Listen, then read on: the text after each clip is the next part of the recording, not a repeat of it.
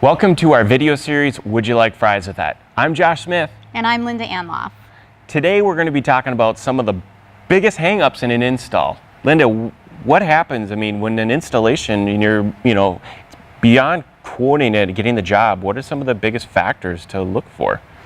So when you're trying to prepare for an install, you want to think of some basic things. One, do you have the permits that you need for your location? You have to be sure that you find all of that out prior to scheduling your install.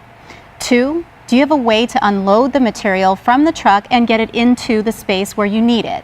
Do you have a loading dock? Are there stairs that need to be used? These types of things will help the install to go smoothly. And number three, how about your floor? Do you have a concrete floor? Do you have a gravel floor? Is it level? Can it be used immediately? There's a lot of things to think about that can stop an install mid-track when you don't think of these things. So Linda, you brought up some really good points. Is there a checklist that, prior to the install that one could utilize? We definitely have a checklist that can be used, and it encompasses a lot of other items as well. So if you need anything, just let us know.